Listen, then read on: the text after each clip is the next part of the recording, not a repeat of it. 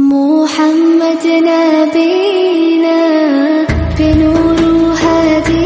السلام علیکم ورحمۃ اللہ وبرکاتہ۔ کیا ہمیں نافرمانی کی سزا نہیں ملتی؟ کسی شاگرد یعنی اسٹوڈنٹ نے اپنے استاد ٹیچر سے کہا، ہم رات دن اللہ تعالیٰ کی نافرمانی کرتے ہیں مگر اللہ تعالیٰ ہمیں سزا نہیں دیتا۔ استاد محترم نے جواب دیا، ایسی بات نہیں، بلکہ اللہ تعالیٰ ہمیں بہت سی سزائیں دیتا ہے مگر ہمیں اس کا احساس نہیں ہوتا۔ دیکھو اللہ کی سزائیں کیا ہوتی ہیں۔ پہلے مناطج الہی کی لذت سے محرومی۔ کیا رب سے مناطج کی لذت تم سے چھین نہیں لی گئی؟ دوسرا، قسوت قلبی، دل کی سخت ہونا۔ اس سے بڑی سزا کیا ہو سکتی ہے کہ انسان کا دل سخت ہو جائے؟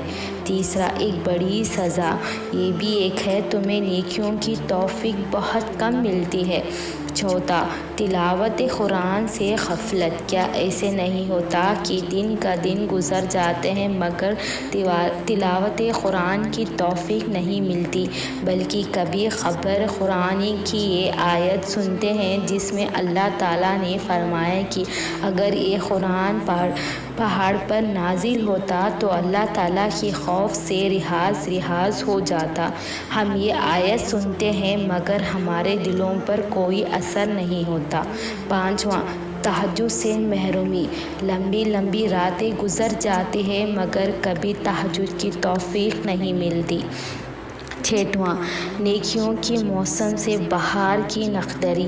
نیکیوں کے موسم میں بہاریں آتے ہیں اور گزر جاتے ہیں، جیسے رمضان کے روزے، شوال کے روزے اور ذوالحج کے مبارک ایام وغیرہ، مگر ان موسم میں کم ہوگا جیسے کہ حق ہے ویسے عبادت کرنے کی توفیق نہیں ملتی۔ اس سے بڑی سزا کیا ہو سکتی ہے؟ ساتواں، عبادت کو بوجھ سمجھنا۔ کیا تم عبادت کو بوجھ نہیں محسوس کرتے؟ آٹھواں، ذکر الہی سے لاپرواہی۔ کیا اللہ تعالیٰ کے ذکر سے تمہاری زبان خاموش نہیں ہو سکتی؟ نواں، کیا نفسانی خواہشیں کے سامنے خود کو کمزور کی محسوس کرنا۔ کسی اچھے انسان کے سامنے کمزور محسوس نہیں کرتے؟ دسواں، دنیا کی محبت۔ کیا تم مال و دولت اور منصب اور شہرت کے بیجا حرص اور لالچ میں مطالب نہیں ہو؟ اس سے بڑی سزا اور کیا ہو سکتی ہے؟ 11، کبیرہ گناہوں کو معمولی سمجھنا۔ کیا ایسے نہیں ہوتا تم بڑے بڑے گناہوں کو معمولی اور حقیقت سمجھتے ہو، جیسے جھوٹ، غیبت، چغلی کرنا؟ 12، کیا اکثر اوقات تم فضول اور لا یعنی چیزوں میں مخلوص نہیں رہتے؟ آج کل لوگ فون چلاتے ہیں، کیا وہ بھی محفوظ نہیں رکھ سکتے؟ اور 13واں، آخرت سے غفلت۔ کیا تم نے آخرت کو بھلا کر دیا، دنیا کو اپنا سب سے بڑا مقصد نہیں بنا لیا ہے؟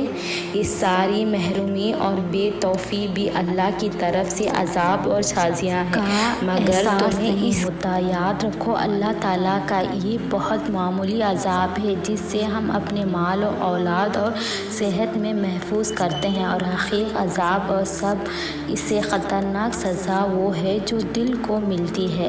اس لیے اللہ سے عافیت کی دعا مانگو اور اپنے گناہوں کی معافی طلب کرو، کیونکہ گناہ کے سبب بندہ عبادت کی توفیق سے محروم کر دیا جاتا ہے۔ فرمائے مصطفیٰ صلی اللہ علیہ وسلم، علم حاصل کرنا ہر ایک مسلمان مرد عورت پر فرض ہے۔ تو اللہ تعالیٰ ہمیں کہنے سننے سے زیادہ عمل کرنے کی توفیق عطا فرمائے۔ علم حاصل کر ہمارے سارے گناہوں کو معاف کرے، ہماری ساری دعا آمین کرے۔ جزاک اللہ خیر۔ دعاؤں میں یاد رکھیں۔